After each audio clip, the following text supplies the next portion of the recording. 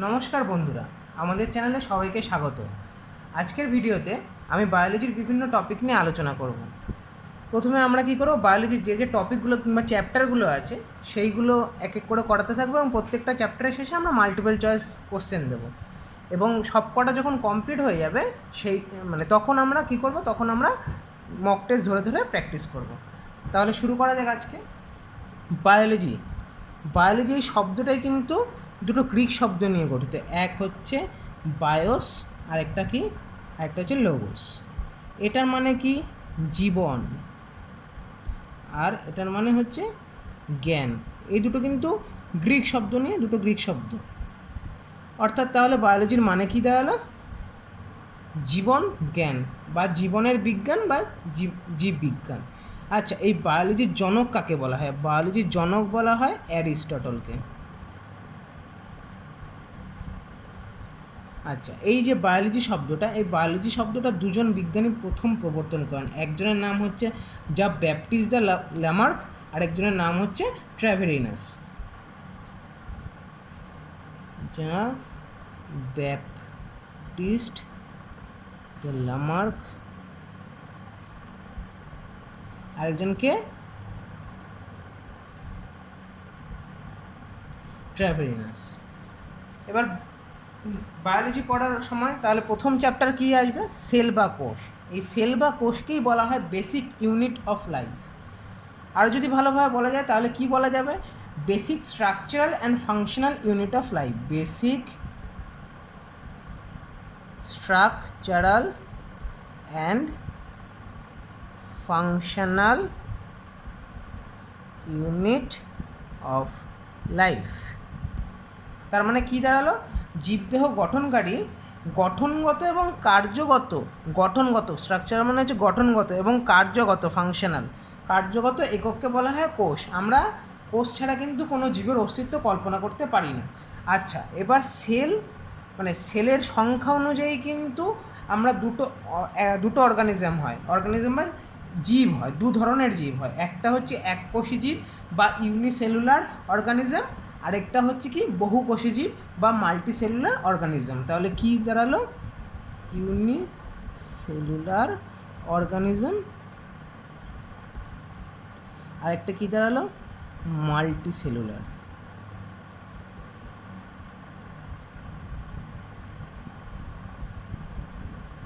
এটা কি এককোষী জীব। এককোষী জীব বলতে কি বোঝায়? এককোষী জীব বলতে বোঝায় যেসব জীবের দেহ একটি মাত্র কোষ দ্বারা গঠিত, একটি মাত্র কোষ দ্বারা গঠিত, তাদেরকেই বলা হয় এককোষী জীব। এককোষী জীবের উদাহরণ কি? অ্যামিবা, আমরা ছোটোবেলায় পড়েছিলাম এটা, আর যে কোনো ধরনের ব্যাকটেরিয়া। ঠিক আছে। আর মাল্টিসেলুলার অর্গানিজমটা কি? মাল্টিসেলুলার অর্গানিজম বা বহুকোষী জীব। আচ্ছা, তার মানে কি? এই ধরনের যে কোন একাধিক কোষ দ্বারা গঠিত জীবকেই বলা হয় বহুকোষী জীব। একাধিক, এটা তো একটি মাত্র কোষ, ওটা হচ্ছে একাধিক কোষ দিয়ে গঠিত জীবকে বলা হয় মাল্টিসেলুলার অর্গানিজম বা বহুকোষী জীব। একাধিক কোষ দিয়ে গঠিত, এগুলো বেসিকে, এগুলো জানাটা দরকার। পরীক্ষায় যে আসবে এমন কোনো মানে নেই, কিন্তু এইগুলো জানাটা দরকার। হলো, তাহলে কি এইগুলোর উদাহরণ কী আছে? এইগুলোর উদাহরণ কি? উদাহরণ হচ্ছে বিভিন্ন প্রকার, আমরা এই মানুষ, তিমি, মাছ, গাছ, এইসব সবই বহুকোষী জীব বা মাল্টিসেলুলার অর্গানিজমের উদাহরণ। এই যে বললাম একাধিক কোষ, এইগুলোর মোটামুটি কয়েকটা কোষ থেকে কয়েক কোটি কোষ। আমাদের যেমন আমাদের শরীরে কি কয়েক কোটি কোষ রয়েছে, তেমনি কিছু কিছু শৈবাল, ছত্রাক প্রভৃতির দেহে কিন্তু কয়েকটা মাত্র কোষ আছে, কিন্তু ওদেরকেও বলা হয় মাল্টিসেলুলার অর্গানিজম। কারণ একের বেশি কোষ, একটি মাত্র কোষ যেহেতু সেটাকে ইউনিসেলুলার অর্গানিজম, আর একের বেশি বা একাধিক কোষগুলোকে বলা হচ্ছে মাল্টিসেলুলার অর্গানিজম বা বহুকোষী জীব।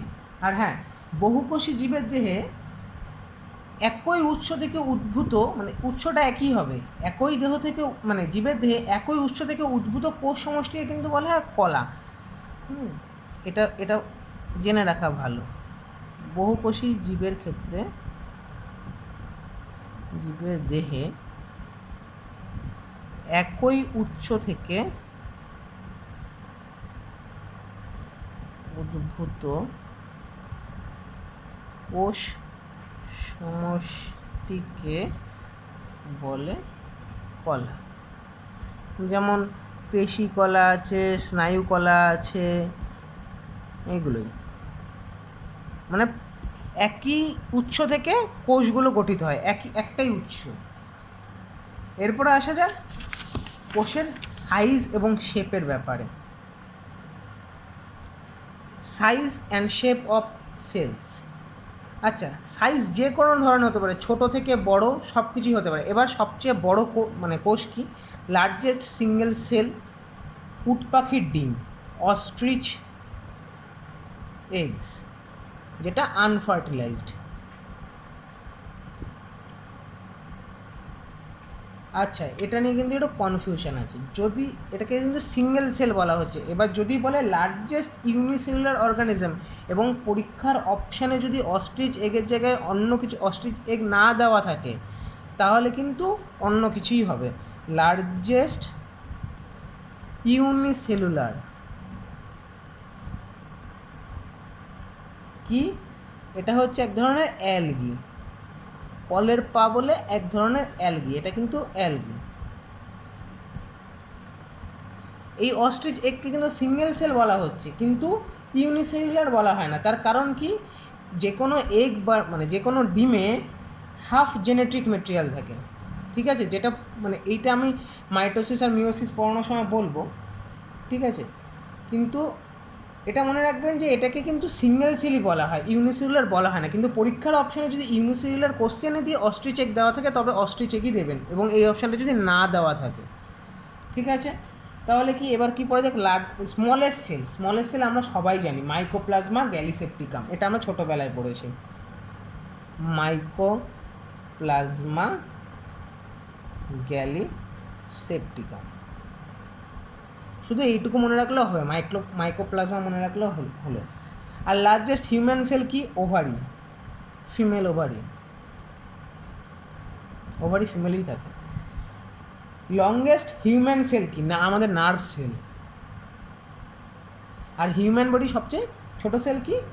আরবিসি, লোহিত রক্তকণিকা বা রেড ব্লাড কর্পাসেলস হলো। এবার শেপের ব্যাপারে আসা যাক। যে কোনো রকম শেপ হতে পারে, একটা সেলের যে কোনো রকম সার্কুলার শেপ হতে পারে। শুধু যে সার্কুলারই হবে এমন কোনো মানে নেই, সার্কুলার হতে পারে। বিভিন্ন প্ল্যান্টের সেলগুলো আবার হেক্সাগনালও হয়, এগুলো প্ল্যান্টের সেলগুলো হেক্সাগনালও হয়, ঠিক আছে? ওভাল শেপও হতে পারে। এই যে আরবিসি বললাম, এই আরবিসির যেমন শেপ হচ্ছে যে কোনো একটা ডিস্ক কিংবা প্লেটের মতো, প্লেট অর ডিস্কের মতো শেপ। আচ্ছা, এই যে আমরা সেল পড়ছি, ঠিক আছে, সায়েন্সের বিজ্ঞানের যে ব্রাঞ্চে সেল নিয়ে আলোচনা করা হয় তাকে কি বলা হয়? Cytology, study of cell. এইটা দিতে পারে স্টাডি অফ সেল, এবং এর আগেরগুলো দিতে পারে, হয়তো দিয়ে দিলে লংগেস্ট সিঙ্গেল সেল, এটা আমি বললাম, এটা কিন্তু কনফিউজিং একটু দেখে। স্মলেস্ট সেলও দিতে পারে, লার্জেস্ট হিউম্যান সেলও দিতে পারে, লংগেস্ট হিউম্যান সেলও দিতে পারে, স্মলেস্ট সেলও দিতে পারে, ঠিক আছে? হলো তাহলে size and shape of the cell. এরপরে আসা যাক হচ্ছে সায়েন্টিস্টদের ব্যাপারে, কে কী আবিষ্কার করেছে, ঠিক আছে? প্রথমেই সায়েন্টিস্টের মধ্যে কার নাম আসে আগে? রবার্ট হুক, ঠিক আছে? রবার্ট হুক কী করেছিলেন? 1665 সালে সবার প্রথম সেল নামকরণ করেছিলেন, এবং একটা ডেড সেল নিয়ে পরীক্ষা করেছিলেন। ডেড সেল মানে কি? বোতলের ছিপিতে যে শোলা বা কর্ক ব্যবহার করা হয় সেইটা নিয়ে পরীক্ষা করেছিলেন, ওই জন্য ওটাকে ডেড সেল হিসেবে ধরা হয়। ডেড সেল নিয়ে প্রথম পরীক্ষা করেছিলেন রবার্ট হুক, ইনিই প্রথম সেলের নামকরণ করেন। এরপরে কে আছে? এরপরে আছে হচ্ছে অ্যান্টন ভন লিউয়েনহুক, 1674 খ্রিস্টাব্দে ফার্স্ট লিভিং সেল নিয়ে, উনি কিন্তু ডেড সেল নিয়ে, রবার্ট হুক কিন্তু ডেড সেল নিয়ে, ইনি প্রথম ফার্স্ট লিভিং সেল নিয়ে গবেষণা করেন, ঠিক আছে? এরপরে আছে কে আসছে? স্লেইডেন আর সোয়ান, এই দুজনের নাম কিন্তু একসাথেই ধরা হয়। ইনি 1838 সালে প্ল্যান্ট সেল আবিষ্কার করেন বা প্ল্যান্ট সেল নিয়ে গবেষণা করেন। 1839 সালে সোয়ান কী করেছিলেন? উনি অ্যানিম্যাল সেল নিয়ে গবেষণা বা অ্যানিম্যাল সেল আবিষ্কার হলো। এই দুজনে মিলে কিন্তু সেল থিওরি দিয়েছিলেন। সেল থিওরি জানার দরকার নেই সেল থিওরিটা কী, কিন্তু মনে রাখা ভালো। 1 নম্বর যেমন সেল থিওরিতে কী বলেছিলেন যে প্রত্যেকটি জীবের দেহ এক এবং একাধিক কোষ এবং কোষ থেকে উদ্ভূত পদার্থ দিয়েই তৈরি হবে, 1 নম্বর। সেকেন্ড হচ্ছে প্রতিটি জীবের উৎপত্তি ঘটে একটি নির্দিষ্ট কোষ থেকে। আচ্ছা, এগুলো লিখেই দিই। প্রথমটা হচ্ছে প্রতিটি জীবের দেহ এক বা একাধিক কোষ এবং কোষ থেকে উদ্ভূত পদার্থ দিয়ে তৈরি। 2 নম্বর কি বললাম? প্রতিটি জীবের উৎপত্তি ঘটে একটি নির্দিষ্ট কোষ থেকে।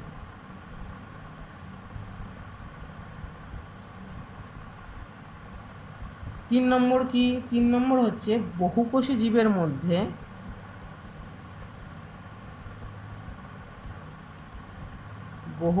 জীবের মধ্যে প্রত্যেকটি কোষ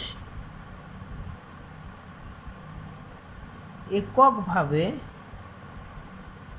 বা নিজের মতো জৈবিক কাজ করলেও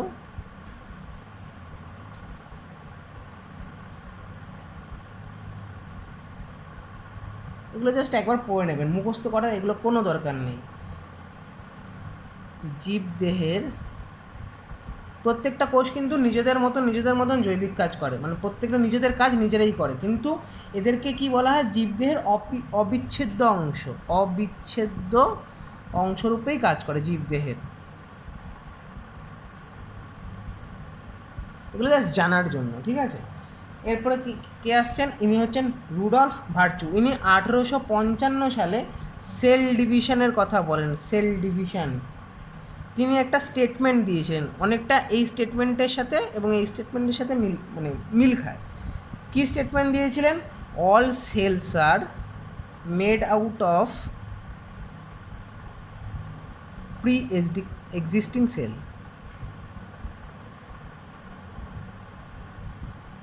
ঠিক আছে? এবং সেল ডিভিশন বলতে আমরা কি বুঝি? মাইটোসিস এবং মিওসিস। এবার কি বলেছে? All cells are made out of pre existing cell, মানে এই আমাদের বডি একটা সেই ভ্রূণ থেকে শুরু হয়ে একটা সেল থেকে আস্তে আস্তে আমরা বড় হই। সেলগুলো আস্তে আস্তে বড় হতে থাকে এবং সেটা কিন্তু প্রি এক্সিস্টিং যে সেলটা রয়েছে সেটা থেকে কিন্তু আস্তে আস্তে জিনিসটা বিভাজন হয়ে মাইটোসিস এবং মিওসিসের মাধ্যমে কিন্তু এই সেল ডিভিশনের মাধ্যমে কিন্তু আমাদের ইয়েগুলো গ্রো করে, আমাদের বডি গ্রো করে। আচ্ছা, এরপরে হচ্ছে সবচেয়ে এটা কিন্তু আসতে পারে, রবার্ট ব্রাউন কি আবিষ্কার করেন? ইনি 1833 খ্রিস্টাব্দে নিউক্লিয়াস আবিষ্কার করেন। ঠিক আছে? এবার এই কিন্তু নিউক্লিয়াসের উপর ভিত্তি করে সেলকে দুভাগে ভাগ করা যায়। একটা হচ্ছে ইউক্যারিওটিক সেল, আর একটা কি প্রোক্যারিওটিক সেল। হলো। এরপরে তাহলে যাওয়া যাক, এরপরে কে আছেন? এরপরে আছেন হচ্ছে ওয়াগনার কি বলেছিলেন? ওয়াগনার বলেছিলেন নিউক্লিয়াসের ভেতর ছোট এবং আরও ঘন এবং গোলাকার বস্তুর উপস্থিতি লক্ষ্য করেন এবং তার নাম দেন। ঠিক আছে? এই ওয়াগনার কি করেছিলেন? ওয়াগনারও একটা আবিষ্কারের সাথে যুক্ত।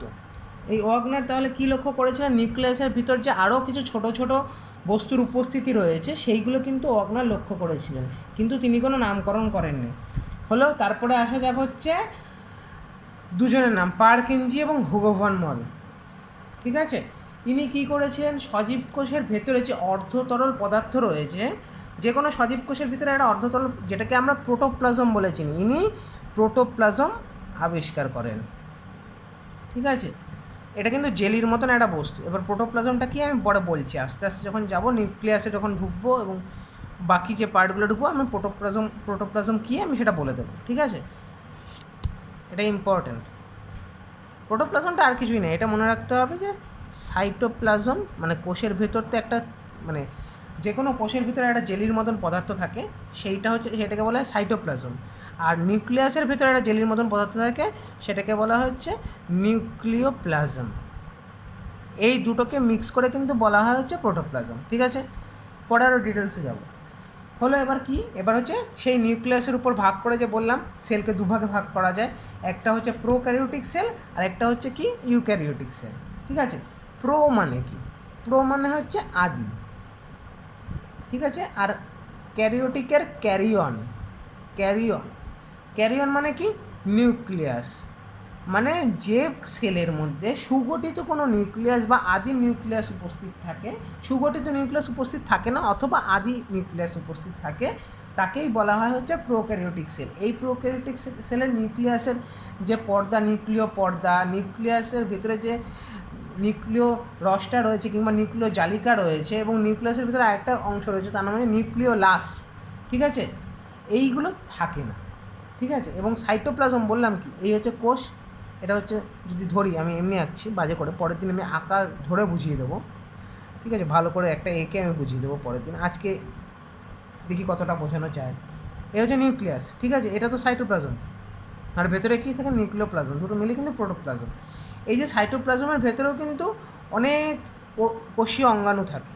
ঠিক আছে, এই কোষীয় অঙ্গাণুগুলোর কিন্তু কোনো মানে সেল মেমব্রেন থাকে না। ঠিক আছে, বা পর্দা থাকে না, কোষের পর্দা থাকে না, কোষীয় অঙ্গাণুগুলোর কোনো পর্দা থাকে না। ঠিক আছে, পর্দা উপস্থিত নেই। ঠিক আছে, আর কি? আর প্রোক্যারিওটিক সেল কোন সব মানে কোষে ক্ষেত্রে দেখা যায়, সেটা হচ্ছে কোন সব প্রাণী বা কোন সব ব্যাকটেরিয়ার ক্ষেত্রে দেখা যায়, সেগুলো বলা যায়। ঠিক আছে, বিভিন্ন ধরনের ব্যাকটেরিয়ার ক্ষেত্রে দেখা যায়। প্রথম ব্যাকটেরিয়া কি? রাইবোজিয়াম, এটা আমরা পড়েছি। আর কি আছে? অ্যাজোটোব্যাক্টর আছে।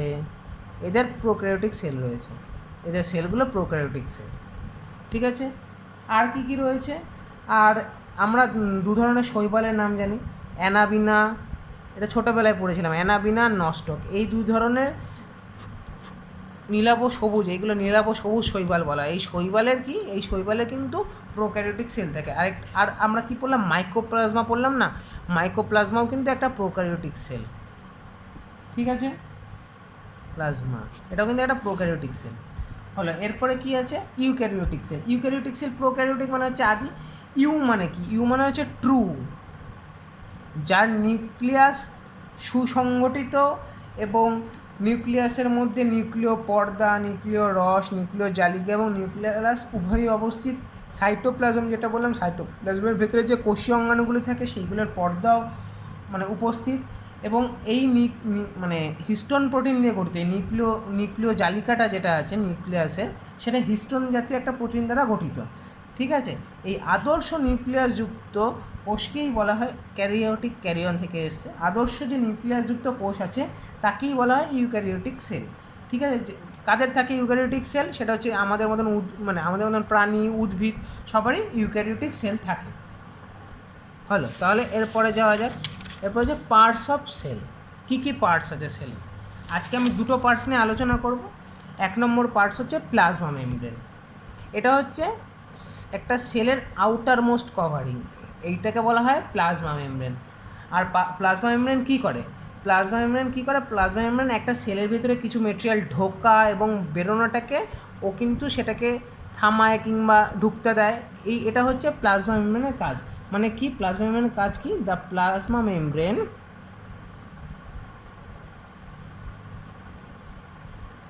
allows or permits the entry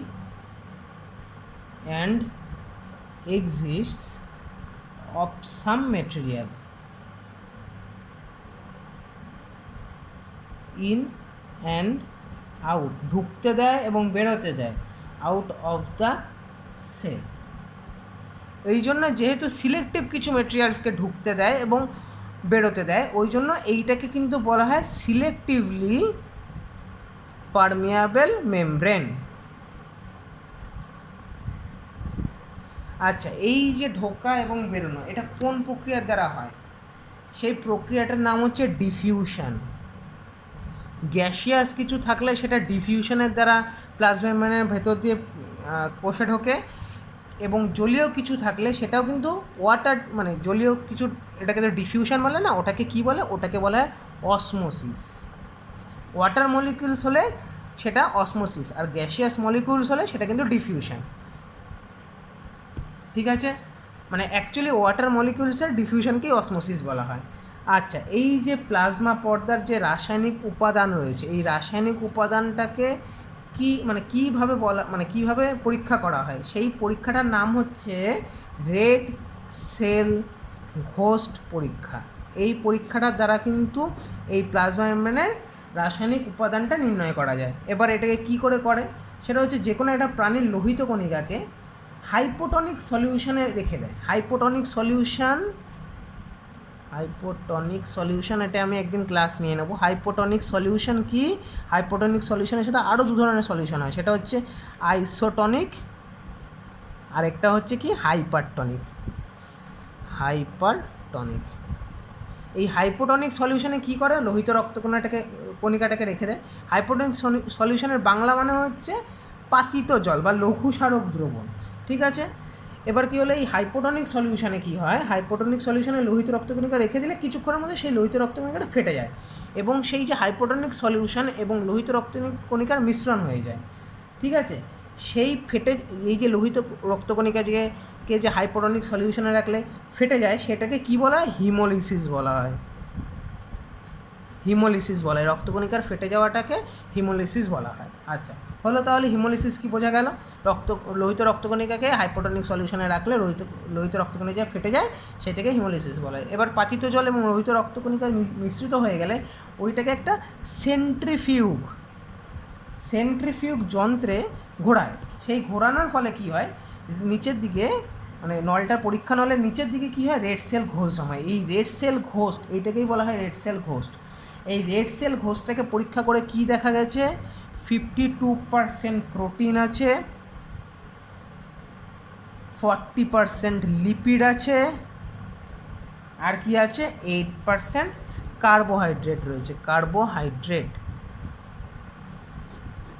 ঠিক আছে, এই যে পদ্ধতিটা, এই টোটাল পদ্ধতিটার দ্বারাই কিন্তু প্লাজমা মেমব্রেন বা সেল মেমব্রেন যে প্রোটিন এবং লিপিড দ্বারা গঠিত, সেইটা বোঝা গেছে। ঠিক আছে, এবার লিপিডটা কিন্তু ম্যাক্সিমামটাই থাকে হচ্ছে ফসফোলিপিড। এবার লিপিড কাকে বলে, লিপিড হচ্ছে কার্বন, হাইড্রোজেন এবং অক্সিজেন দ্বারা গঠিত। লিপিড কিন্তু কার্বন, হাইড্রোজেন এবং অক্সিজেন দ্বারা গঠিত।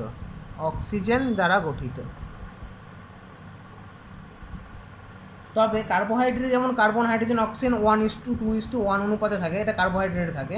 ঠিক আছে, কিন্তু লিপিডে কিন্তু এই যে কার্বন, হাইড্রোজেন, অক্সিজেনের অনুপাতটা কিন্তু এরকম থাকে না। এবার ফসফোলিপিড বলতে কী কয়েকটা নাম বলে দিই। একটা হচ্ছে লেসিথিন, আরেকটা লেসিনটা মনে রাখলেই হলো। ঠিক আছে, লেসিথিন কেফালিনও হয়। ঠিক আছে, আর এই লিপিডে কিন্তু অধিকাংশ কিন্তু ফসফোলিপিড। আর লিপিডটা যদি বলা যায়, লিপিডটা কোথায় থাকে, যে কোনো ফল, যে কোনো ফলের বীজ, ঠিক আছে, সেইগুলোর মধ্যেই কিন্তু লিপিডটা পাওয়া যায়। ঠিক আছে, হলো তাহলে।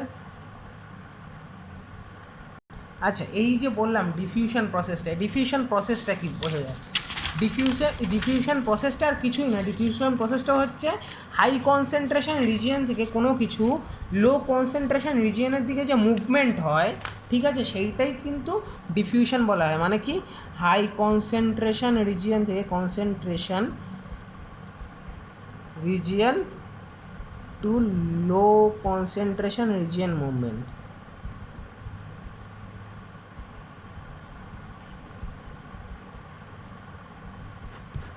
আচ্ছা, এবার কিন্তু সেলুলার ওয়েস্ট বলতে কী বোঝায়, কার্বন ডাই অক্সাইড কিন্তু এই পদ্ধতিতে ডিফিউশনের দ্বারা কিন্তু কোষ থেকে বাইরে নির্গত হয়।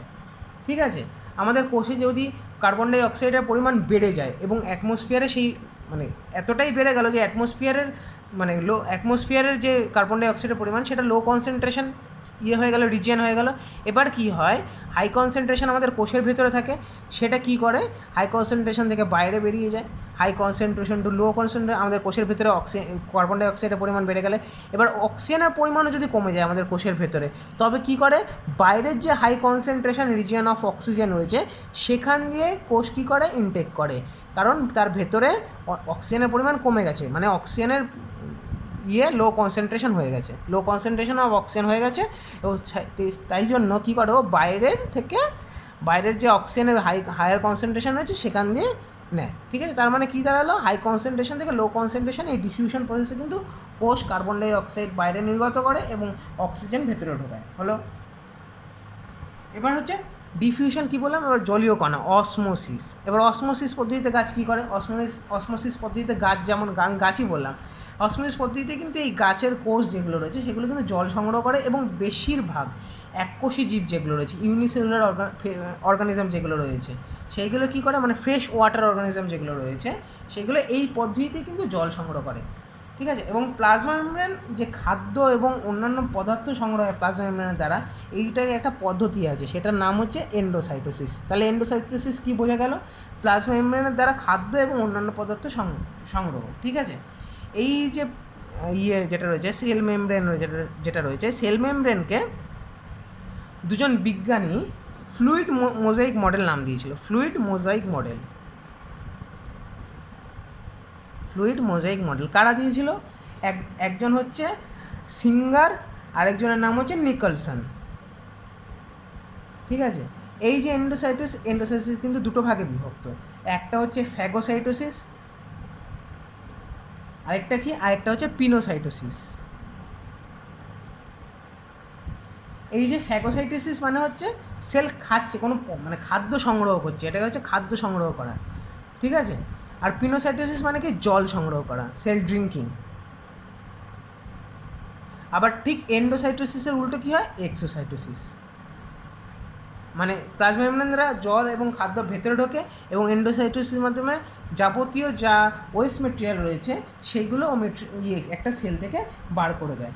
ঠিক আছে, আচ্ছা, এবার প্লাজমা মেমব্রেনের উৎপত্তি কোথা দিয়ে হয়েছে, এবার প্লাজমা মেমব্রেনের উৎপত্তি অনেকেই বলে যে এন্ডোপ্লাজমিক, এটা পড়াবো, এটা পরের দিন পড়াবো, এন্ডোপ্লাজমিক রেক্টিকুলাম থেকে হয়েছে অনেকেই মনে করে। ঠিক আছে, কিন্তু প্রোক্যারিওটিক কোষে তো এটা থাকে না, এই জিনিসটা এন্ডোপ্লাজমিক রেক্টিকুলামটা থাকে না, সেই জন্য এই মতটা কিন্তু গ্রহণযোগ্য নয়। তবে বলা যায় যে সজীব কোষ যেগুলো রয়েছে সেগুলো সাইটোপ্লাজমের বহিঃস্তর, মানে সাইটোপ্লাজম যেটা বলেছিলাম এটা, ঠিক আছে, সাইটোপ্লাজমের যে বহিঃস্তর ওইটাই কিন্তু মানে রূপান্তরিত হয়ে এবং পরিবর্তিত হয়ে কিন্তু কোষ পর্দার সৃষ্টি করে। ঠিক আছে, এবার সেল মেমব্রেন হলো, এটা কিন্তু উদ্ভিদ কোষ এবং প্রাণী কোষ দু জায়গায় দেখা যায় এই সেল মেমব্রেনটা। হলো, তারপর আসা যাক হচ্ছে সেল ওয়াল।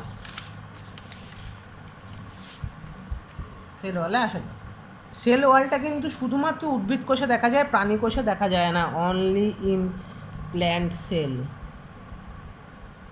ঠিক আছে, এবার উদ্ভিদ কোষের যে রয়েছে প্লাজমা মেমব্রেনটা বা সেল মেমব্রেনটা রয়েছে, তার চারিদিকে, ঠিক আছে, তার চারিদিকে ঘিরে যে একটা পর্দা থাকে সেইটাকে কিন্তু বলা হয় সেল ওয়াল, কোষ পর্দা। ঠিক, কোষ প্রাচীর বলা হয়, অ্যাকচুয়ালি পর্দা না, কোষ প্রাচীর বলা হয়। ঠিক আছে, আচ্ছা, এইটা কিন্তু কোনো ওই যে বলেছিলাম যেমন ক্ষেত্রে প্লাজমা মেমব্রেনের ক্ষেত্রে ওটা কিন্তু সিলেক্টিভলি কিছু জিনিস ভেতরে ঢোকে এবং কিছু জিনিস বাইরে ঢোকে, এটা কিন্তু এটা কিন্তু কিছুই ওরকম মানে, এটা হচ্ছে ফ্রিলি পারমিয়েবল মেমব্রেন, ওই জন্য এটাকে ফ্রিলি পারমিয়েবল মেমব্রেন। সিলেক্টিভলি কিছু ঢোকায় কিছু বার করে না, ওই জন্য এটাকে বলে ফ্রিলি পারমিয়েবল মেমব্রেন। আচ্ছা, প্রাণী বলে দিলাম প্রথম শুধুমাত্র প্ল্যান্ট সেলে থাকে, প্রাণী মানে অ্যানিম্যাল সেলে থাকে না এটা। ঠিক আছে, আর হচ্ছে এই সেল ওয়াল মেনলি গঠিত হয় হচ্ছে সেলুলোজ দ্বারা, ঠিক আছে। এবার সেলুলোজ কি, সেলুলোজ হচ্ছে বিভিন্ন রকম আছে, অনেক ক্ষেত্রে দেখা যায় পেপটিডোগ্লাইক্যান দ্বারা গঠিত, পেপটিডোগ্লাইক্যান আর চিটিনও বলা হয়। চিটিন কিন্তু কিছু ফাঙ্গিদের, এগুলো কিন্তু ফাঙ্গি আছে, কিছু ফাঙ্গিদের কিন্তু এই সেলুলোজের বদলে চিটিন থাকে। ঠিক আছে, এই সেল ওয়াল কিন্তু এই দুটো মুখ্য উপাদান আছে, একটা উপাদানের নাম হচ্ছে ম্যাট্রিক্স আর একটা উপাদানের নাম হচ্ছে ফিব্রিল। ঠিক আছে, এই আচ্ছা সেল ওয়ালের কী বললাম, সেলুলোজ দ্বারা গঠিত, ঠিক আছে। প্ল্যান্ট শুধুমাত্র প্ল্যান্ট সেলে থাকে। আচ্ছা ম্যাট্রিক্স এবং ফিব্রিলটা কী বলবো, ঠিক আছে। প্রধানত জলীয় উপাদান, ম্যাট্রিক্সটা কিন্তু প্রধানত জলীয় উপাদান যা পেকটিন, লিগনিন, হেমিসেলুলোজ ইত্যাদি নিয়ে গঠিত তন্তুবিহীন কোষপ্রাচীরের অংশ। এটা কিন্তু তন্তুবিহীন কোষপ্রাচীরের অংশ, এটা কিন্তু ম্যাট্রিক্স বা ধাত্র বলে, ধাত্র, ঠিক আছে। এবার বলা যাক ফিব্রিল কি। ফিব্রিলটা কিন্তু ম্যাট্রিক্সের মধ্যেই থাকে, ঠিক আছে। ম্যাট্রিক্সের মধ্যে যে সেলুলোজ নামক সেলুলোজ দিয়ে গঠিত যে তন্তুগুলো থাকে, ঠিক আছে, যে তন্তুগুলো থাকে সেই তন্তুগুলোকে বলা হয় হচ্ছে ফিব্রিল। মানে হচ্ছে কি, ধাত্রের মধ্যে সেলুলোজ দ্বারা গঠিত যে তন্তুগুলি বিন্যস্ত থাকে তাদের ফিব্রিল বলা হয়, ঠিক আছে। আজ আপাতত এটুকুই থাকুক। এরপরের দিন এন্ডোপ্লাজমিক রেটিকুলাম, মাইটোকন্ড্রিয়া, মানে সেলের বিভিন্ন অংশগুলো নিয়ে বিস্তার আলোচনা করবো। কী কী আছে, এন্ডোপ্লাজমিক রেটিকুলাম আছে, মাইটোকন্ড্রিয়া আছে, গলগি বডি আছে, লাইসোজোম আছে, এবং মেনলি যেটা হচ্ছে নিউক্লিয়াস আছে, তার সাথে প্লাস্টিডও আছে, ঠিক আছে। এইসব নিয়ে পরের দিন আমরা আলোচনা করবো। আজ এইটুকুই থাকলো, ঠিক আছে। আশা করি পুরো ভিডিওটা দেখবেন। পুরো ভিডিওটা দেখে যদি কিছু বুঝতে না পারেন অবশ্যই কমেন্টে জানাবেন, ঠিক আছে। আর অবশ্যই সাবস্ক্রাইবটা করবেন, নইলে আমরা ঠিক ভালো করে পড়াতে পারছি না। আপনারা যত আমাদেরকে উৎসাহ দেবেন তত আমরা ভালো করে পড়াতে পারবো, ঠিক আছে। আশা করি এটা প্রথম ক্লাস ছিল, ভুল ত্রুটি আমার অনেক হয়েছে, ঠিক আছে। যদি কোথাও ভুল লেগে থাকে কিংবা আপনারা বুঝতে অসুবিধা হয় কমেন্ট করে জানাবেন, ভালো লাগলে লাইক করবেন, এটুকুই বলার ছিল। Thank you.